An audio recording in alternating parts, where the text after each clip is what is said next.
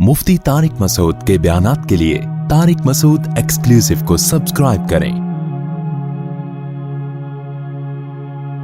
Tariq Masood exclusive.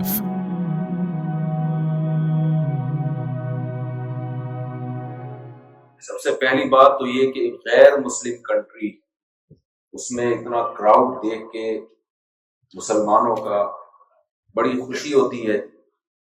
और ये crowd वो है जो दीन की बात सुनने के लिए आया है, भले चार शादियों के बहाने ही सुनने आ जाए, सुनने के लिए आया, किसी भी उन्वान से आया तो खुशी की बात है। अल्हम्दुलिल्लाह ईमान ताजा होता है देख के। जहां बहुत सारी मायूसी की बातें हैं, वहां बहुत सारी उम्मीद की बातें भी हैं। अल्हम्दुलिल्लाह ये इस बात की अलामत है कि जितने भी मज़ाहिब दुनिया में आए हैं उनमें वाहिद मजहब है इस्लाम जो जिंदा है, भरपूर तरीके से जिंदा है। क्या खास चीज है इस्लाम में कि 1400 साल पहले मोहम्मद सल्लल्लाहु अलैहि वसल्लम जो ना लिखना जानते और ना पढ़ना जानते, ऐसा निजाम, ऐसा सिस्टम देके चले गए कि 1400 साल के बाद भी वो भरपूर तरीके से दुनिया में जिंदा है और उसमें चेंजिंग नहीं हुई है। मुसलमान जितने तरीकों से नमाज पढ़ रहे हैं ना, रफुल दैन कर रहा है, कोई नहीं कर रहा, कोई जोर से आमीन, कोई आहिस्ता आमीन, ये सारे तरीके पैगंबर सल्लल्लाहु अलैहि वसल्लम से साबित है, सहाबा से, ताबीन से। ये सारे तरीके आप अगर 1400 साल पहले चले जाएं तो भी मिलेंगे, आज भी मिलेंगे। नमाज जैसे जैसे जिन जिन तरीकों से पढ़ी जा रही थी वो तमाम तरीके अल्लाह ने इस उम्मत में जिंदा किए हैं। नबी सल्लल्लाहु अलैहि वसल्लम के दौर में फजर से पहले 2 सुन्नतें पढ़ी जाती थी, फिर उसके बाद 2 रकत फर्ज। 1400 साल गुजर गए, आज भी फजर की नमाज में 2 फर्ज से पहले 2 सुन्नतें और उसके बाद आपको जुमला कंप्लीट करना पड़ेगा। उसके बाद कितने फिरके बन गए, ये टांगे छोड़ी, टांगे पकड़ी, जोर से आमीन, आहिस्ता आमीन, वो ऐसा वो वैसा। ओ भाई, फजर की नमाज जैसे पहले थी वैसे ही अब है, कहां चेंजिंग हुई? नमाजें पहले भी 5 थी इस्लाम में, आज भी कितनी है? ऑस्ट्रेलिया में आके चेंज तो नहीं हो गई ना? तो किसी ने फतवा दिया हो कि जी 8 नमाजें हैं, ये 4 नमाजें। ये मैं इसलिए कह रहा हूं कि आज एक प्रोपेगेंडा किया जा रहा है, कौन सा इस्लाम, कौन सा इस्लाम, किस इस्लाम को फॉलो करें, इतने सारे फिरके। इस चक्कर में हमारा जो लिबरल तबका है, जो नई जनरेशन है, वो शराब कबाब की तरफ जा रही है। यार उस मौलवी को सुनो, वो ये कह रहा है, उस स्कॉलर को सुनो, वो ये कह रहा है, उस स्कॉलर को सुनो, वो ये कह रहा है। इससे इस्लाम ही मशकूक नजर आने लगा है। यार इस्लाम पता ही नहीं सही है क्या, गलत है क्या। मैं बता रहा हूं भाई, जितना इस्लाम हमें फॉलो करना है ना, जितना आखिरत में बख्शिश के लिए जरूरी है, वो अल्हम्दुलिल्लाह आज भी क्या है, देखो बोल ही नहीं रहे, महफूज है, मौजूद है, महफूज है। तो 5 नमाजें थी, आज भी 5 नमाजें हैं। जोहर की फर्ज कितनी होती है? 4 रकअत। पहले भी 4 थी, आज भी क्या है? 4। नमाज शुरू करने में भी अल्लाहु अकबर कह के शुरू करनी है, खत्म कैसे करनी है? अस्सलाम वालेकुम, हेलो हाय करके नमाज। किसी कहीं देखा आपने कि बीच, चूंकि 1400 साल पहले अस्सलाम वालेकुम कहा जाता था, अब hello guy, how are you, इस तरह से कोई है? वही तरीका है। वुजू क्या है? वैसे ही है। 1400 साल पहले भी नमाज से पहले हुक्म था वुजू करने का, आज भी नमाज से पहले हुक्म क्या है? वुजू किया जाए। मुसलमान पहले भी करते थे वुजू, आज भी वुजू करते हैं। 1400 साल में नमाज के तरीके में तहरीफ नहीं हुई, नमाज से पहले क्या शर्तें हैं उनमें तहरीफ नहीं हुई। बैतुल्लाह की तरफ रुख करके नमाज पढ़नी है, आज भी 1400 साल पहले भी। इमाम के पीछे कैसे नमाज पढ़ी जाएगी, इनफिरादी कैसे नमाज पढ़ी जाएगी, जमात के औकात क्या हैं।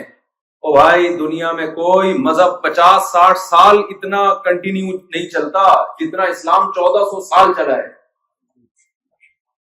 کوئی تو پاور ہے اس میں, کوئی تو وجہ ہے جو چینجنگ نہیں ہو رہی.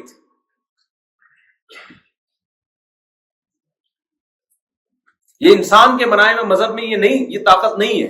انسان کے لا, آپ آسٹریلیا کا قانون 10 سال پہلے کا دیکھ لو, 20 سال پہلے کا دیکھ لو, 100 سال پہلے کا دیکھ لو, ہر دفعہ چینجنگ ہو رہی ہے کہ نہیں ہو رہی. ابھی میں آ رہا تھا گاڑی میں یہاں بیان کے لیے, ایک اوور اسپیڈ گاڑی نکلی, پتہ نہیں پی کے چلا رہا تھا, کیا کر رہا تھا, وہ اتنی اسپیڈ میں گیا زوم کرتا ہوا. تھوڑی دیر میں ہم نے دیکھا اس کے پیچھے پولیس. اچھا, پولیس نے جا کے روک لیا اس کو. پاکستانی اتنی انتہائی تمیز سے یہاں زندگی گزار رہے ہوتے ہیں, اتنے شریف شرفا قسم کے پاکستانی یہاں میں دیکھے ہیں. میں حیران ہوتا ہوں کہ یار کیا سچی مچی کا پاکستانی ہے یا کہیں ایسا تو نہیں کہ کپڑے چینج کر لیے اس میں.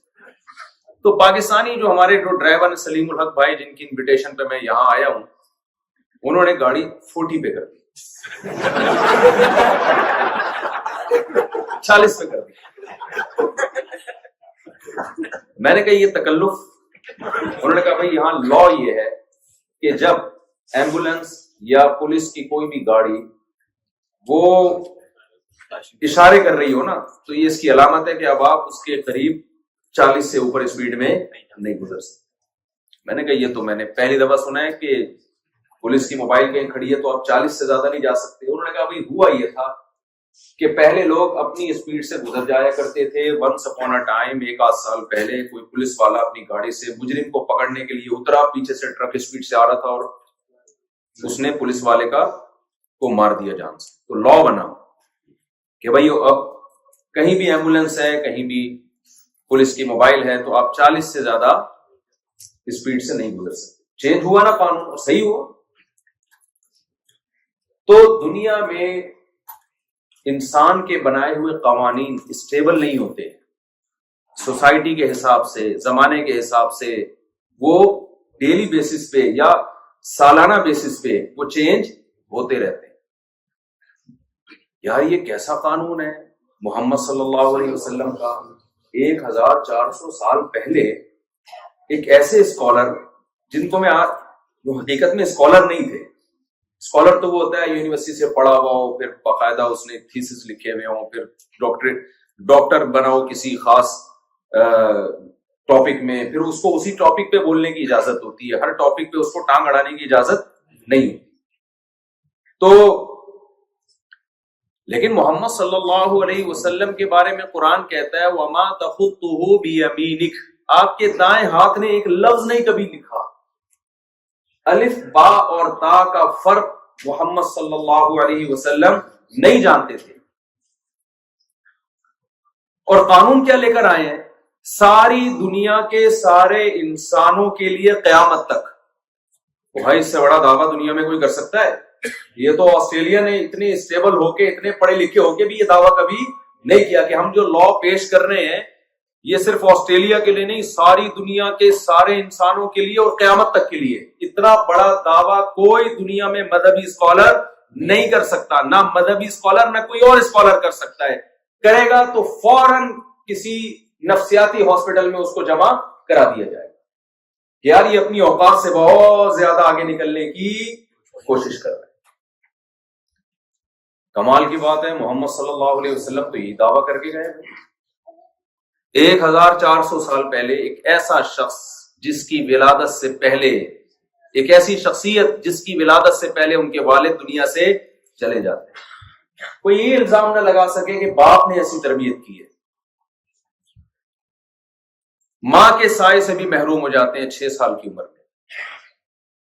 جو آپ کو پالتے ہیں, آپ کے دادا اور آپ کے چچا, وہ آپ کے ویژن اور نظریے سے متفق نہیں ہے. ہم کہہ سکتے تھے ہو سکتا ہے دادا نے ایسی تربیت کی ہو, کہیں سے ٹریننگ لی ہو, اور دادا اور چچا آپ کو یہ سب کچھ, جملہ تو مکمل کر کے سب کچھ سکھا رہے ہو, یا قوم کہیں سکھا رہی ہو. بھائی آپ جو دعوت لے کر آئے, جو سسٹم لے کر آئے, اس کی سب سے بڑی مخالفت تو وہ قوم ہی تو تھی. بدر میں محمد صلی اللہ علیہ وسلم کی تلوار سب سے پہلے کس کے خلاف اٹھی ہے؟ اپنی قوم کے خلاف. اپنے کزن, اپنے رشتہ دار, اپنے ہی لوگ. اس سے پتہ چلتا ہے بھائی آپ کو یہ سب کچھ سکھانے والے آپ کے لوگ نہیں تھے. کہاں سے سیکھ رہے ہیں بھائی ایسا لا، ایسا قانون؟ اگر ہم کہتے ہیں آپ کو یہود و نصارہ نے سکھایا، تو آپ صلی اللہ علیہ وسلم جو دین لے کر آئے وہ یہود و نصارہ کے دین کی کہ جو اس وقت کے نظریات تھے ان میں بہت سے نظریات کی نفی کر رہا ہے، اور آپ کی دشمنی اس وقت یہود و نصارہ سے بھی تھی۔ تنہا ایک شخصیت اٹھتی ہے جو نہ لکھنا جانتی اور نہ پڑھنا جانتی ہے، اور اس پر یہ آیتیں نازل ہوتی ہیں، قل یا ایھا الناس، اے نبی آپ ساری دنیا کے سارے انسانوں سے کہہ دو، ارسلت الی کافۃ للناس، حدیث میں آتا ہے کہ میں تمام دنیا کے تمام انسانوں کی طرف پیغمبر بنا کر بھیجا گیا ہوں، ساری دنیا کے سارے انسانوں کی طرف، اور میں جو نظام لے کر آیا ہوں اس نظام کے علاوہ وَمَن يَبْتَغِي غَيْرَ الْإِسْلَامِ دِينًا فَلَن يُقْبَلَ مِنْهُ، اس نظام جس کو اسلام کہا جاتا ہے، کوئی اگر اس اسلام کے علاوہ کسی بھی چیز کو فالو کرے گا وہ قطعاً کسی بھی قیمت پہ نجات یافتہ نہیں ہو سکتا۔ بتاؤ یہ دعویٰ چھوٹا ہے یا بہت بڑا ہے؟ بہت بڑا دعویٰ ہے یہ دعویٰ یا تو معاذ اللہ نقل کفر کوئی جھوٹا شخص کر سکتا ہے جو بہت بڑا کذاب ہو، بہت ہی بڑا کذاب ہو، یا یہ دعویٰ وہی کر سکتا ہے جو واقعی میسنجر آف گاڈ ہو، جس کو اللہ نے یہ سب کچھ کہا ہو کہ آپ نے یہ دعویٰ کرنا ہے۔ تو ہم دیکھتے ہیں 1400 سال پہلے محمد صلی اللہ علیہ وسلم ایک دین لے کر آئے۔ میں یہ باتیں آپ کے سامنے اس لیے کر رہا ہوں کہ ہماری جو جنریشن ہے نا، نیو جنریشن جو ان ملکوں میں آتی ہے، یہاں کی ترقی دیکھتی ہے، بہت اچھی بات ہے، اللہ ان کو اور ترقی عطا فرمائے، ان کے آپ پر خصوصی احسانات ہیں، انہوں نے آپ کو یہاں ٹھکانہ دیا، ان کی نفی کرنا مقصود نہیں ہے۔ من لم یشکر الناس لم یشکر اللہ، حدیث میں آتا ہے جو لوگوں کا شکر ادا نہیں کرتا وہ اللہ کا بھی شکر ادا نہیں کرتا۔ انہوں نے آپ کو صاف ہوا دی، صاف پانی دیا، کھلی سڑکیں دی، اچھے گھر دیے، علاج دیا، یہ ان کا احسان ہے جس کا بدلہ آپ پر لازم ہے۔ لیکن کچھ سائیڈ افیکٹ بھی ہے، جب انسان کو خوشیاں ملتی ہیں، ترقی ملتی ہے، تو جہاں اس کے پازیٹیو کچھ فائدے ہوتے ہیں وہاں اس کے کچھ سائیڈ افیکٹ بھی ہوتے ہیں۔ وہ سائیڈ افیکٹ کیا ہیں کہ انسان اپنے دین اور مذہب سے بیزار ہونا شروع کر دیتا ہے۔ اس لیے میں آپ سے یہ عرض کر رہا ہوں کہ ان کے پاس بہت کچھ ہے، لیکن جو سسٹم اسلام نے دیا ہے وہ اسلام ہی کے پاس ہے، وہ دنیا میں کسی کے پاس نہیں ہے، وہ آپ کی سب سے پہلی ضرورت ہے، اس سے دستبردار ہونے کی کوشش مت کرنا۔ کتنے لوگ یہاں آئے ہیں، مجھے آج بتایا کہ جو 100-150 سال پہلے افغانی یہاں آئے تھے، پاکستانی آئے تھے، کچھ بلوچ آئے تھے، انہوں نے مسجدیں بنائی، ان کی اولادوں کی اولادیں مرتد ہو چکی ہیں، دین چھوڑ چکی ہیں، جو مسجدیں بنا کر گئے ہیں آج ان کی زمانوں کی مسجدیں موجود ہیں، مگر ان کی اولادیں آج اسلام کو فالو نہیں کرتی۔ بھائی آپ کے پاس یہاں سب کچھ ہے، ہمیں پاکستان میں جب بیان کرنا پڑتا ہے تو دو چیزوں پہ، اسلام پہ بھی ترقی پہ بھی الگ سے کرنا پڑتا ہے، دو چیزوں میں بیان کرنا پڑتا ہے۔ یہاں ایک مسئلہ تو حل ہو گیا نا، خوشحال زندگی گزر رہی ہے ماشاءاللہ، اور سب کچھ سیٹ ہے، مجھے کھانسی تھی ختم ہو گئی، میں بہت کھانس رہا تھا بہت دنوں سے، بغیر کسی میڈیسن کے جاپان آتے ہی میری کھانسی ختم ہو گئی، ایک دو ہلکی پھلکی سی کبھی کبھار دو چار جو آ جاتی تھی بہت زیادہ بات کرنے پر، تو وہ آسٹریلیا کے وہ بھی ختم ہو گئی۔ تو نہ آپ یہاں کھانس رہے ہیں، نہ آپ یہاں کوئی بڑی بیماری ہے آپ کو، اتنی کھلی ڈلی سڑکیں، میں تو یہ گوروں کے گھر دیکھ دیکھ کے حیران ہو رہا ہوں کہ یار انہوں نے کیسے وینٹیلیشن کا انتظام ہے، سن لائٹ کا انتظام ہے گھر میں، اور ہر گھر کے باہر کچھ تھوڑا سا چمن ہے، کچھ گارڈن ہے چھوٹا موٹا، لوگ نہیں ہیں باقی سب چیزیں ہیں، کمال کی بات ہے، یہ ایک عجیب سی بات ہے یار، سب کچھ ہے مگر پبلک مارکیٹ سے، ہمارے ہاں کمرہ ایک ہوتا ہے اس میں پبلک اتنی ہوتی ہے کھڑکیوں سے نکل نکل کے گر رہے ہیں، اتنے اچھے گھر تو انہوں نے بنا دیے، لیکن گھر کے لیے بندہ بھی تو چاہیے میرے بھائی، وہ خوشیاں آپ کر سکتے ہو یہاں، آپ گھر بھی بناؤ اور اس کو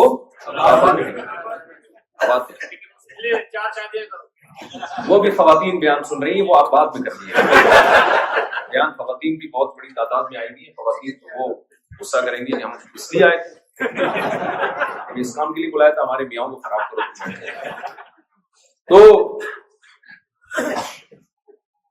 تو میں یہ عرض کر رہا تھا کہ جب میں یہاں سنا نا، اور بھی جگہوں پہ جب ملکوں میں جانا ہو، 100 سال پہلے آئے، ان کی اولادیں کیا ہو گئی؟ مرتد. اس لیے میں آپ کو تھوڑی سی اسلام کی ویلیو بتانا چاہتا ہوں. بھائی جو نعمت ان کے پاس ہے وہ لو ان سے، وہی تو لینے آئے ہو. جو آپ کے پاس ہے اس سے دستبردار مت ہو.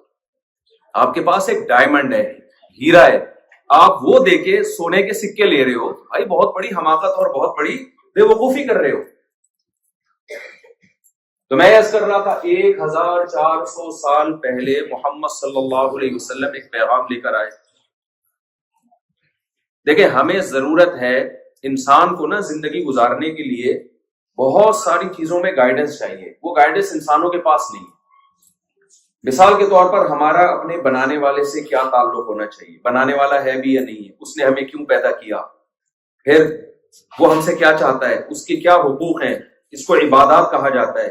اسلام کے علاوہ کسی کے پاس ہیں ان باتوں کے جوابات؟ بولو نا. پھر آپس کے معاملات میں بہت سارے معاملات آتے ہیں، آپس کے لین دین، خرید و فروخت. آپ نے اسلامک بینکنگ کا نام تو سنا ہوگا، کبھی ہندو بینکنگ کا نام سنا آپ نے؟ ہے بھائی، کبھی عیسائیت بینکنگ کا نام سنا آپ نے؟ اس لیے کہ اسلام نے ایک آلٹرنیٹ پیش کیا ہے. ہر چیز میں اسلام کے پاس ایک آلٹرنیٹ ہے. دنیا میں کسی مذہب کے پاس ایسا آلٹرنیٹ نہیں. بیع و شراء کے احکام اسلام نے بتائے ہیں.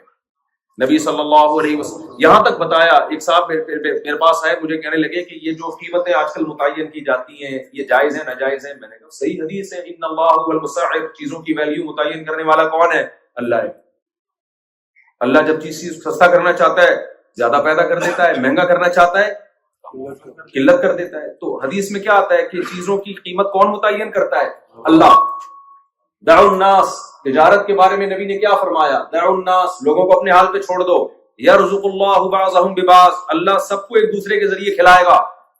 اور تجارتوں پہ مخصوص لوگوں کا قبضہ ہے، مخصوص لوگوں کا قبضہ ہے. کھل کے تجارت نہیں ہو سکتی. اگر یہ تجارت اوپن ہو جائے سب کو اللہ تعالیٰ بے تحاشا رزق عطا فرمائے. یہ جو غربت اور مہنگائی ہے نا، وجہ کیا ہے؟ تجارت چند ہاتھوں میں سمٹ کے رہ گئی. ہر چیز میں ہمیں محمد صلی اللہ علیہ وسلم گائیڈ کر رہے ہیں، جو نہ لکھنا جانتے اور نہ پڑھنا. کراچی میں ایک دفعہ میرا 20 سال پہلے بیان ہوا، اسلام نے جو تجارت کے جو اصول بتائے ہیں. دیکھیں غیر مسلم بھی تجارت کرتے ہیں، بزنس کرتے ہیں، اسلام میں بھی تجارت کے کچھ اصول ہیں. قبضے سے پہلے آپ نے بیچنا نہیں ہے، جب تک کوئی کسی چیز کا رسک نہ اٹھا لیں. زمان جو ہے نا رسک ٹرانسفر نہ، اس وقت سے پہلے آپ پروفٹ نہیں لے سکتے. سود اسلام نے حرام قرار دیا، قمار کو اسلام نے حرام قرار دیا، غرر کو اسلام نے، یہ بہت ساری قسمیں خرید و فروخت کی. تو اس سے معیشت میں اعتدال کیسے پیدا ہوتا ہے، اس پر میرا 1 گھنٹے کا لیکچر تھا. ایک آغا خانی جو غیر مسلم نے وہ لیکچر سنا میرا، کہیں کسی نے آڈیو، اس وقت میرے آڈیو بیان ہوتے تھے، وہ سن کے اچھل گیا. اس نے بولا یار یہ 1400 سال پہلے یہ کون ہے جس نے یہ اصول اور ضابطے خرید و فروخت کے بیان کیے جو آج پڑھی لکھی دنیا بھی اتنے خوبصورت اصول نہیں بتا سکتی. تو میں نے اس سے کہا اس کو بول دینا بھائی، وہ سمجھا تھا میں بیان کر رہا ہوں، یہ ان کا کمال ہے. میں نے کہا بھائی ہمارا کمال نہیں ہے، یہ 1400 سال پہلے. اس کا سوال یہ نہیں تھا کہ 1400 سال پہلے، سوری میں نے غلط کہا. اس نے کہا یار یہ تو بڑا بہترین اصول معیشت کے انہوں نے بیان کیے. میں نے کہا بھائی ان کو بول رہی میں نے نہیں، یہ 1400 سال پہلے کس نے بیان کی ہے؟ محمد صلی اللہ علیہ وسلم نے. اور اگر کوئی محمد صلی اللہ علیہ وسلم سے پوچھے کہ آپ نے 1400 سال پہلے اتنے خوبصورت اصول کیسے بیان کر دیے، کون سکھا کے جا رہا ہے آپ کو، تو نبی کے پاس اس کا آسان جواب کیا تھا؟ بھائی میں بیان نہیں کر رہا، میں میسنجر آف گاڈ ہوں.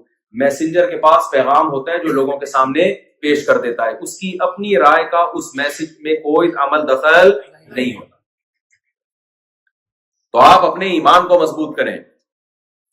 اسلام انسانوں کا بنایا ہوا مذہب نہیں ہے، میرا اور آپ کا نہیں ہے. دیکھو محمد صلی اللہ علیہ وسلم، اگر دنیا میں جہاں بھی جنگیں ہوتی ہیں، جب بھی کوئی شخص لیڈر بن کے کھڑا ہوتا ہے تو اپنی قوم کو حقوق دلانے کے لیے ہوتا ہے یا کسی اور کام کے لیے ہوتا ہے؟ بتائیں نا. ابے تبے پر آنا پڑتا ہے, کیا کروں. آسٹریلیا میں ابے تبے اچھا نہیں لگ رہا مجھے, لیکن کیا کریں. دیکھو مجھے ایک بات بتاؤ, جتنے سیاسی لیڈر ہیں سارے اپنی قوم کے لیے کی بات کر رہے ہوتے ہیں, اس میں ملک بھی آتا ہے. مثال کے طور پر پاکستان میں کوئی سیاسی لیڈر کھڑا ہو ووٹ لینے کے لیے تو کیا کہیں گے, میں اپنی قوم کو, اپنے کنٹری کو ترقی دینا چاہتا ہوں. کیا وہ اس بیس پہ آپ سے ووٹ مانگے گا کہ میں پوری دنیا کے انسانوں کو ترقی دلانا چاہتا ہوں؟ لوگ کہیں گے بہت پہلے ہی پھینک رہا تھا, آپ اور مزید پھینکنا شروع کر دیں. یہی کہیں گے کہ کچھ اور کہیں گے؟ یار کم چھوڑا کرو یار, ساری دنیا کے سارے انسانوں کا تم نے ٹھیکہ لیا. جو بھی اٹھتا ہے وہ دعویٰ کیا کرتا ہے, میں اپنی قوم. اچھا, پھر جو سیاسی لیڈر ہوتے ہیں بہت سے ان میں قوم پرست ہوتے ہیں, کہتے ہیں میں مہاجر قوم کو حقوق دلانا چاہتا ہوں, میں پشتون کو حقوق دلانا چاہتا ہوں, میں بلوچوں کو حقوق دلانا چاہتا ہوں, میں سندھیوں کو حقوق دلانا چاہتا ہوں, میں سرائکیوں کو حقوق. ہر شخص, جو بھی شخص لیڈر بن کے اٹھتا ہے وہ اسپیسیفک کسی خاص قوم کا لیڈر بن کے اٹھتا ہے اپنی قوم کو حقوق دلانے کے لیے. اس کا دائرہ وسیع کرتے چلے جائیں گے تو زیادہ زیادہ وہ دعویٰ کرے گا اپنے کنٹری کو. لیکن محمد صلی اللہ علیہ وسلم جب اٹھے ہیں دعوت لے کر تو سب سے پہلے آپ نے اپنی قوم کی نفی کی ہے. آپ نے یہ دعویٰ نہیں کیا کہ میں عربوں کو دنیا میں مقام دلانے کے لیے کھڑا ہوں. نہ, اگر یہ بات ہوتی تو محمد صلی اللہ علیہ وسلم کی تلوار سب سے پہلے عربوں کے خلاف نہ چلتی. یہ جو کہتے ہیں نا اسلام تلوار کے زور سے پھیلا ہے, اور تلوار اور دہشت گردی, بھائی دہشت گردی اور تلوار ہمیشہ وہاں ہوتی ہے اپنی قوم کو سپورٹ کرو اور دوسروں کا بیڑا غرق کرو. وہاں کیا ہو رہا ہے, اپنی قوم کے خلاف لڑائی لڑی جا رہی ہے. سب سے پہلے 313 1000 کے خلاف لڑ رہے, 313 بھی عربی ہے جن میں اپنی قوم کے اگینسٹ, یعنی اپنی غیر قوم کے لوگ بھی, مدینہ کے لوگ بھی کچھ شامل ہیں اس میں, لیکن اس طرف جو لڑ رہے ہیں وہ ٹوٹلی اپنی قوم کے لوگ. تو محمد صلی اللہ علیہ وسلم کی دعوت کے لیے آپ نے ایک ایک چیز میں ہمیں گائیڈ کیا. خرید و فروخت میں ہمیں گائیڈ کیا, نکاح و طلاق کے حکام میں ہمیں گائیڈ کیا, وراثت کے حکام میں ہمیں گائیڈ کیا, حکومت کیسے چلانی ہے اس میں ہمیں گائیڈ کیا, طہارت کے حکام میں ہمیں گائیڈ کیا. آج دنیا میں صفائی کی باتیں ہو رہی ہیں. محمد صلی اللہ علیہ وسلم نے اس وقت طہارت کے حکام بیان کیے ہیں جب صفائی اور ستھرائی کے لفظ سے لوگ واقف نہیں. میں مدرسے میں جب گیا نا تو ہم نے جب کتاب شروع کی, فقہ کی سب سے پہلی کتاب ہے قدوری, یعنی جو اسلامک لاز ہے نا, جو بعد میں فقہاء نے پورے اسلام کے قوانین کو مرتب کیا نا, بھائی ترتیب سے اس کو جمع کیا. بھائی تو ترتیب جب دی جاتی ہے نا اسلامی قانون کو, اس میں سب سے پہلے طہارت کے ابواب آتے ہیں. یعنی اسلام کے جو قوانین شروع ہوتے ہیں وہ سب سے پہلے کہاں سے شروع ہوتے ہیں؟ صفائی ستھرائی سے. نہیں آئی میرا خیال ہے بات سمجھ میں. دنیا میں کوئی لا, کوئی وکیل کو کہے کہ یار اس ملک کا قانون میرے سامنے لا کے رکھو, قانون کی کتابیں, تو آپ کا کیا خیال ہے صفائی سے شروع ہوگی؟ وہ ہے بھائی, صفائی بھی ایک چیپٹر ہوگا اس میں کہ کوئی کچرا پھینکے تو اس پہ یہ جرمانہ ہوگا, کہیں صفحہ نمبر 356 پہ جا کے کوئی شیخ ہوگی. حضرات فقہاء کرام نے, ابو حنیفہ, امام شافعی, امام مالک, امام احمد بن حنبل, یہ جو 4 بڑے بڑے فقہاء تھے جنہوں نے اسلامک لا کو مرتب کیا یا کروایا, تو ان میں جب اسلامی قانون کو کتابی شکل میں ریٹن فارم میں لایا گیا ہے تو تمام فقہاء, تمام علماء جو لا اور قانون کی ابتدا کرتے ہیں وہ کہاں سے کرتے ہیں؟ کتاب الطہارہ, صفائی کا باب. یہ بھائی سارے ایک جیسے کیوں سب کتاب الطہارہ سے کیوں شروع کر رہے ہیں؟ اس کی وجہ یہ ہے کہ انہوں اسلام میں سب سے پہلی چیز جو نظر آئی وہ کیا تھی؟ تو صفائی ستھرائی. انہوں نے دیکھا کہ نبی صلی اللہ علیہ وسلم کے پاس جب کوئی غیر مسلم مسلمان ہوتا ہے تو سب سے پہلے اس کو غسل اور طہارت کا حکم دیا جاتا ہے, باقی احکام بعد میں. انہوں نے دیکھا کہ قرآن مجید کی آیات میں جو سب سے پہلی آیت نازل ہوئی اقرأ, آپ پڑھیے, اور پھر حکم دیا جا رہا ہے وَثِيَابَكَ فَطَهِّرْ, اپنے کپڑوں کو پاک اور صاف رکھیے. تو حضرات فقہاء نے دیکھا کہ جہاں بھی غیر مسلم اسلام میں داخل ہو رہا ہے یا اسلام کے احکام کو ہم فالو کرنا شروع کر رہے ہیں تو سب سے پہلا جو حکم ہماری طرف متوجہ ہوتا ہے وہ کیا ہے؟ طہارت. یار یہ سینس 1400 سال پہلے ایک ایسی شخصیت جو نہ لکھنا جانتی ہے اور نہ پڑھنا جانتی ہے, ایک پسماندہ علاقے میں پیدا ہوئی, جن کا تعلیم اور تہذیب اور تمدن سے دور دور کا بھی کوئی واسطہ نہیں. اس سے پتہ چلتا ہے بھائی یہ آپ کا پیغام نہیں ہے. یہ کس کا پیغام ہے؟ میسنجر آف گاڈ ہے, یہ خدا کا پیغام. دیکھو آپ کے پاس ایک سادہ سا شخص آیا جو ایک پیپر پہ بڑا بہترین اس نے مضمون لکھا, بڑا خاندانی مضمون لکھا. آپ نے مضمون پڑھا, آپ نے دیکھا یار کیا رائٹنگ بھی بڑی خوبصورت ہے اور بڑے القاب اور آداب کے ساتھ ایک بڑی تمیز سے اس نے ایک ٹاپک پہ کلام کیا ہے. تو لیکن آپ نے اس کا ڈریس دیکھا کہ بھائی یہ کوئی یونیورسٹی کا پروفیسر تو نہیں لگ رہا, ڈریس سے عام سادہ سا ڈریس ہے. آپ نے دیکھا کہ یار شاید کوئی بڑا پروفیسر اور ڈگریاں پوچھی تو کوئی ڈگری بھی اس کے پاس نہیں ہے. انکوائری کے پتہ چلا بھائی یہ تو گاؤں کا رہنے والا ہے. تو آپ فوراً اندازہ لگا لو کہ بھائی یہ اس کا, بولے نا, یہ اس نے نہیں لکھا, یہ اس کا مضمون, یہ اس کو کسی نے دیا ہے. یہی بات ہے محمد صلی اللہ علیہ وسلم کی جو تعلیمات ہے نا, ان تعلیمات کو دیکھ کے صاف پتہ چل جاتا ہے اسلام محمد صلی اللہ علیہ وسلم کا بنایا ہوا نہیں ہے, یہ کسی اور کا ہے. کون تھا بھائی اس زمانے میں؟ جو تھا تو وہی آ جاتا نا. کیا خیال ہے بھائی؟ وہ خود ہی دعویٰ کر دیتا نبوت کا. تو سب سے پہلے طہارت. اور آج کی صفائی میں اور 1400 سال پرانے جو نبی نے صفائی کا نظام پیش کیا, آپ دونوں کو کمپیئر کریں گے نا تو وہ 1400 سال والا سسٹم آج سے کروڑا گنا بہتر نظر آئے گا آپ کو. میں کمپیئر کرتا ہوں, آج جو دنیا صفائی کی باتیں کر رہی ہے وہ تو 100 سال پہلے تو صفائی تھی نہیں. 100 سال پہلے ترقی یافتہ ملکوں کو آپ جا کے دیکھیں نا تو صفائی کے علاوہ سب کچھ ملے گا. اب میں زیادہ اس کی گہرائی میں نہیں جاتا. دنیا نے جب تعلیم آئی, دنیا کے پاس ایجوکیشن آئی, ترقی آئی, تو ترقی یافتہ ملکوں نے اپنے ملکوں کو صاف کرنا شروع کیا. لوگوں کو اویئر کیا بھائی صاف رہا کرو, جراثیم پھیلتے ہیں, ہاتھ واش کرو وغیرہ وغیرہ, جو بھی صفائی ستھرائی کے معیار ہیں پوری دنیا میں جو چل رہے ہیں آج کل.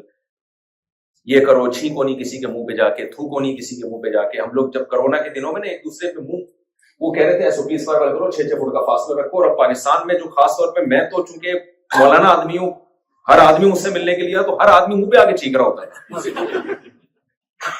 چھینک آ رہی تھی ادھر آ کے چھینکتے تھے منہ کے. ہمارے صبر کا امتحان لیا لوگوں نے. ہمیں بھی کورونا ہوا, پھر کووڈ ہوا, بٹ بچ گئے, اللہ کا فضل ہو گیا. ورنہ قوم کا ارادہ یہ تھا کہ اس کو مارنا ہے. تو کوئی SOPs نہیں, کوئی صفائی ستھرائی کا نظام خراب ہو گیا سارا. تو آپ اگر اسلام کے طہارت کے نظام کو کمپیئر کریں آج کے نظام سے, تو اسلام اس میں بھی کیا ہے, جو محمد صلی اللہ علیہ وسلم نے نظام پیش کیا نا, وہ آج بھی کیا ہے, سپیریئر.